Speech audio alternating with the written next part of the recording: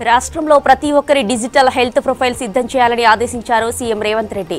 వైద్య ఆరోగ్య శాఖపై సమీక్షించిన ముఖ్యమంత్రి పలు కీలక నిర్ణయాలు తీసుకున్నారు. డిజిటల్ హెల్త్ ప్రొఫైల్ ఉంటే అత్యవసర పరిస్థితుల్లో సరైన వైద్యం అందించొచ్చని చెప్పారు. హెల్త్ ప్రొఫైల్ను ఆరోగ్యశ్రీతో అనుసంధానించాలని సూచించారు. ఇటు ఆరోగ్యశ్రీ బిల్లులు వేగవంతం చేయాలని అధికారులను ఆదేశించారు. ఆరోగ్యశ్రీకి తెల్ల రేషన్ కార్డు తప్పనిసరి అనే నిబంధన సడలించే అంశాన్ని పరిశీలించాలన్నారు. ఈ నిబంధన కారణంగా ఆరోగ్యశ్రీ కార్డు కోసం తెల్ల రేషన్ కార్డు తీసుకునే వారి సంఖ్య పెరుగుతుందన్నారు సీఎం. లోక్సభ ఎన్నికలే లక్ష్యంగా కాంగ్రెస్ రాష్ట్ర నాయకత్వం ముందుకెళ్తుంది. ఇవాళ రేవంత్ రెడ్డి అధ్యక్షతన కీలక సమావేశం జరగనుంది. ఈ సమావేశానికి ఇన్ఛార్జి దీపాదాస్ మున్షి హాజరు కానున్నారు. వచ్చే లోక్సభ ఎన్నికల వ్యూహాలపై సుదీర్ఘంగా చర్చించనున్నారు. జిల్లాల వారీగా లోక్సభ టికెట్ ఆశిస్తున్న నేతల లిస్టును డీసీసీ అధ్యక్షులు గాంధీ భవన్లో సమర్పించారు. అర్హులైన నాయకుల జాబితాను ఎంపిక చేసి కాంగ్రెస్ కేంద్ర ఎన్నికల కమిటీకి పీఈసీ సిఫార్సు చేయనుంది. మరోవైపు ఫిబ్రవరి 2వ తేదీన ఇంద్రవెల్లిలో భారీ బహిరంగ సభ నిర్వహించడానికి సిద్ధమయ్యారు సీఎం రేవంత్ రెడ్డి. దీనిపై సమావేశంలో చర్చించే అవకాశం ఉంది. కొద్దిమంది సోషల్ మీడియా వీరులు కరెంటు సరఫరాపైన తప్పుడు ప్రచారం చేస్తూ ప్రజలను తప్పుదోవ పట్టిస్తున్నారన్నారు డిప్యూటీ సీఎం భట్టి విక్రమార్క. తెలంగాణ ప్రజలకు నాణ్యమైన విద్యుత్తుతో పాటు ఎటువంటి కోతలు లేకుండా నిరంతర విద్యుత్ సరఫరా జరుగుతుందని ప్రెస్ నోట్ రిలీజ్ చేసింది డిప్యూటీ సీఎం కార్యాలయం. తెలంగాణ రాష్ట్రం చీకట్లో ఉండాలని కలలు కంటున్న బీఆర్ఎస్ సోషల్ మీడియా వీరుల ఆశలను, అసలు స్వరూపాన్ని ప్రజలు గమనిస్తున్నారని తెలిపారు. ఇందిరమ్మ రాజ్యం ప్రజల ప్రభుత్వమని, ప్రజల కలలు నిజం చేయడమే తమ ధ్యేయమని అన్నారు. కొందరు విద్యుత్ కోతలు ఉంటే బాగుంటుందని కలలు కంటున్నారని విమర్శించారు. అటువంటి వారికి తెలంగాణ ప్రజలే మళ్లీ బుద్ధి చెబుతారని అన్నారు. ఖమ్మం ప్రాంతం అంతర పంటల సాగుకు అనువుగా ఉంటుందన్నారు వ్యవసాయ శాఖ మంత్రి తుమ్మల నాగేశ్వరరావు. రానున్న రోజుల్లో అంతర పంట సాగు చేసే రైతులకు ప్రభుత్వం ప్రోత్సాహం ఇస్తుందని చెప్పారు. భద్రాద్రి కొత్తగూడెం జిల్లా అశ్వారావుపేట, దమ్మపేట మండలాల్లోని ఫామ్ ఆయిల్ ఫ్యాక్టరీలను పరిశీలించారు Tummala. Aswaraopet oil palm factory దగ్గర ఏర్పాటు చేస్తున్న పవర్ ప్లాంట్ పనులపై అధికారులతో మాట్లాడారు.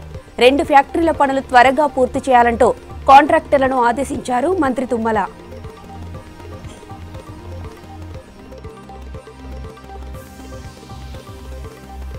పార్లమెంటు ఎన్నికల తర్వాత కొత్తగా ఏర్పాటైన జిల్లాలు, మండలాలను పునర్విభజన చేస్తామన్నారు మంత్రి పొన్నం ప్రభాకర్.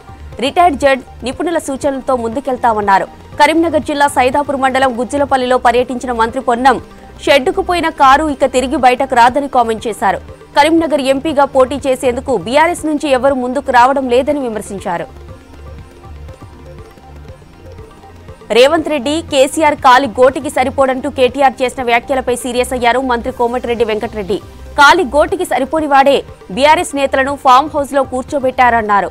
బీఆర్ఎస్ ఓడిపోయినా కేటీఆర్ బుద్ధి మారలేదని విమర్శించారు. దత్తత పేరుతో వాసాల మరిని కేసీఆర్ ఆగం చేశారని మండిపడ్డారు. భువనగిరిలో పలు అభివృద్ధి కార్యక్రమాల్లో పాల్గొన్నారు రాష్ట్ర రోడ్లు భవనాల శాఖ మంత్రి కోమటిరెడ్డి వెంకటరెడ్డి. కొండమడుగులో కాలుష్య పరిశ్రమలు తీసివేసి రెసిడెన్షియల్ జోన్ గా మారుస్తామన్నారు మంత్రి. హైదరాబాద్ సనత్ నగర్ లోని స్టేట్ పొల్యూషన్ కంట్రోల్ బోర్డు కార్యాలయాన్ని ఆకస్మికంగా తనిఖీ చేశారు మంత్రి కొండా సురేఖ. ప్రతి సెక్షన్లోని ఫైళ్లు పరిశీలించారు.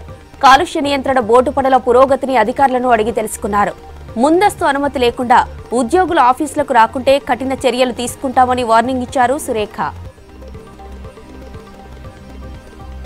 బీఆర్ఎస్ హయాంలో మంత్రులకు కేసీఆర్ అపాయింట్మెంట్ ఇవ్వలేదన్నారు ఎమ్మెల్సీ జీవన్ రెడ్డి. కాంగ్రెస్ అధికారంలోకి వచ్చాక ఎమ్మెల్యేలు సీఎంను కలిసే అవకాశం దక్కిందన్నారు. కమిషన్ కకృతితో కాళేశ్వరం కట్టడంతోనే ఇప్పుడు సాగునీటి కష్టాలు ఏర్పడ్డాయని చెప్పారు. నిజాం షుగర్ ఫ్యాక్టరీపై కమిటీ వేసిన సీఎం రేవంత్ కు కృతజ్ఞతలు చెప్పారు జీవన్ రెడ్డి. ఫిబ్రవరి 10 నుంచి రాష్ట్రంలో బీజేపీ బస్ యాత్రలు మొదలు పెడుతున్నామన్నారు కేంద్ర మంత్రి. రాష్ట్ర బీజేపీ అధ్యక్షులు కిషన్ రెడ్డి 19వ తేదీ వరకు జరిగే యాత్రలో జాతీయ నాయకులు పాల్గొంటారని అన్నారు. 10న భువనగిరి లోక్సభ సెగ్మెంట్లో బస్సు యాత్ర ప్రారంభిస్తామని అన్నారు. 19న సికింద్రాబాద్ లో బస్సు యాత్ర ముగుస్తుందన్నారు కిషన్ రెడ్డి. విద్యుత్ సంస్థల డైరెక్టర్లపై వేటు వేసింది ప్రభుత్వం. డిస్కమ్స్ నుంచి 11 మంది, ట్రాన్స్కో, జెన్కో నుంచి 10 మంది డైరెక్టర్లను తొలగించింది. అందుకు సంబంధించిన ఆదేశాలు జారీ చేశారు ఇంధన శాఖ ప్రిన్సిపల్ సెక్రటరీ రిజ్వీ. డిస్కంల నుంచి తొలగించిన 11 మంది డైరెక్టర్లలో టీఎస్ఎస్ పీడీసీఎల్ నుంచి 7, ఎన్పీడీసీఎల్ నుంచి 4 ఉన్నారు. తొలగించిన వారి స్థానాల్లో వెంటనే కొత్త వారిని నియమించేందుకు చర్యలు చేపట్టాలని ఆదేశాలు సర్కారు జారీ చేసింది. ఐఏఎస్లు ఉండాల్సిన సీఎండీ పోస్టుల్లో గత బీఆర్ఎస్ ప్రభుత్వం సర్కార్ రిటైర్డ్ అయిన వాళ్లను కొనసాగించడంపై విమర్శలు వచ్చాయి. లోక్సభ ఎన్నికల్లో మెజార్టీ స్థానాలు BJP గెలుస్తుందన్నారు Karimnagar MP Bandi Sanjay. BRS 3వ స్థానంలో నిలుస్తుందన్నారు. బీఆర్ఎస్ లాగే కాంగ్రెస్ ప్రభుత్వం నిర్లక్ష్యం చేస్తే తగిన మూల్యం చెల్లించుకోక తప్పదన్నారు బండి సంజయ్. ఇండియా కూటమి విచ్ఛిన్నమైందన్నారు నిజామాబాద్ ఎంపీ ధర్మపురి అరవింద్. బీఆర్ఎస్ పార్టీకి పోటీ చేసేందుకు అభ్యర్థులు దొరకడం లేదని విమర్శించారు. నిజామాబాద్ జిల్లా కేంద్రంలోని పసుపు మార్కెట్ను సందర్శించారు. వ్యాపారులు సిండికేట్ గా మారి ధరలు తగ్గిస్తే కఠిన చర్యలు తీసుకుంటామన్నారు ఎంపీ అరవింద్. అసెంబ్లీ ఎన్నికల్లో పార్టీ గెలవలేదని ఎవరూ అధైర్యపడొద్దని, కారు సర్వీసింగ్ కు మాత్రమే పోయిందన్నారు మాజీ మంత్రి కేటీఆర్. జెట్ స్పీడ్ తో కారు దూసుకెళ్లడం ఖాయమన్నారు. చేవెళ్ల నియోజకవర్గ కార్యకర్తల సమావేశంలో పాల్గొన్నారు కేటీఆర్. 39 స్థానాలు గెలుచుకొని బలమైన ప్రతిపక్షంగా ఉన్నామన్నారు మాజీ మంత్రి. మార్పు పేరుతో అమాయకులైన యువతను కాంగ్రెస్ మోసం చేసిందని విమర్శించారు పార్టీ వర్కింగ్ ప్రెసిడెంట్. పిల్లలను మరొకరితో పోల్చకూడదని పేరెంట్స్ కి సూచించారు ప్రధాని మోదీ. పోలిక పిల్లల భవిష్యత్తుకు ప్రమాదమన్నారు. పరీక్షల ముందు విద్యార్థుల ఒత్తిడి పోగొట్టేందుకు ప్రధాని మోదీ పరీక్షపై చర్చ పెట్టారు. కొంతమంది తల్లిదండ్రులు వారి పిల్లల ప్రోగ్రెస్ రిపోర్టును తమ సొంత విజిటింగ్ కార్డుగా భావిస్తారని, ఎవరినైనా కలిసినప్పుడు లేదా ఎక్కడికైనా వెళ్లినప్పుడు వారి పిల్లల గురించి గొప్పగా చెబుతారన్నారు మోదీ.